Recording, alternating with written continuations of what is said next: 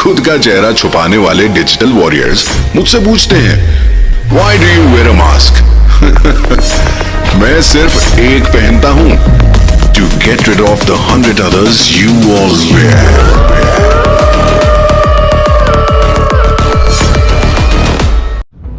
चीन के खिलाफ मिला बड़ा सबूत। महामारी के 5 साल पहले चीनी वैज्ञानिकों की साजिश, हथियार के तौर पर कोरोना वायरस के इस्तेमाल पर चर्चा, लीक हुए चीनी दस्तावेजों से हुआ खुलासा। कोरोना वायरस दुनिया भर में अब तक करोड़ों लोगों को अपनी चपेट में ले चुका है, जबकि लाखों लोग इसकी वजह से अपनी जान गंवा चुके हैं। इस जानलेवा महामारी के शुरुआती दिनों में ही ये सवाल पूछा जा रहा है कि ये वायरस आया कहां से। आरोप लगाया जाता है कि इसकी शुरुआत वुहान की मीट मार्केट में हुई, जबकि कुछ विशेषज्ञ मानते हैं कि इस वायरस को खुद चीन ने लैब में बनाया था। हालांकि चीन अपने ऊपर लगे आरोपों को झूठा साबित करने के लिए एड़ी चोटी का जोर लगा चुका है, लेकिन अब अमेरिकी विदेश मंत्रालय के हाथ कुछ अहम दस्तावेज लगे हैं जिन्होंने चीन की पोल खोल दी है। इन दस्तावेजों के मुताबिक चीन के मिलिट्री वैज्ञानिकों ने महामारी शुरू होने से 5 साल पहले कोरोना वायरस को हथियार के तौर पर इस्तेमाल करने के संबंध में चर्चा की थी। इतना ही नहीं, चीन के शीर्ष मिलिट्री वैज्ञानिक ने सार्स कोरोना वायरस को लेकर विचार साझा करते हुए कहा था कि तीसरा विश्व युद्ध बायोलॉजिकल हथियार के साथ लड़ा जाएगा। ये दस्तावेज 2015 में चीनी वैज्ञानिकों और चीनी सार्वजनिक स्वास्थ्य अधिकारियों द्वारा लिखे गए थे और अमेरिकी विदेश विभाग द्वारा एक्सेस किए गए।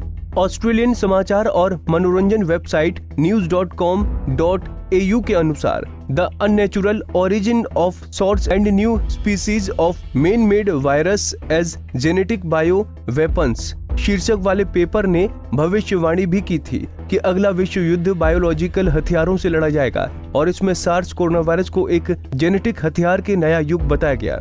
पेपर के मुताबिक इसे आर्टिफिशियल तरीके से इंसानों में बीमारी पैदा करने वाले एक उभरते वायरस में बदला जा सकता है और इस्तेमाल किए जाने पर यह एक ऐसा हथियार होगा जो पहले कभी नहीं देखा गया होगा।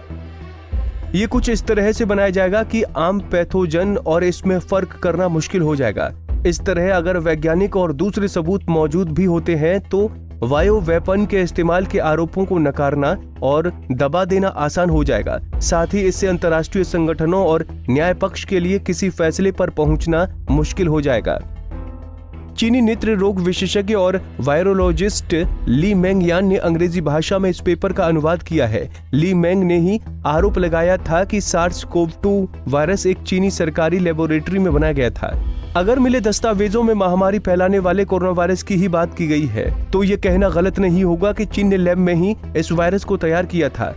आपको बता दें कि इस बात के सबूत भी मिले थे कि चीन के the Wuhan institute of virology में 2012 से ही चमगादड़ के सैंपल जमा किए जा रहे थे। इससे कुछ ऐसे वायरस बनाए गए जो इंसानी सेल्स को संक्रमित कर रहे थे, लेकिन चीन इसके बाद भी नहीं रुका और आज दुनिया इसका कहर झेल रही है।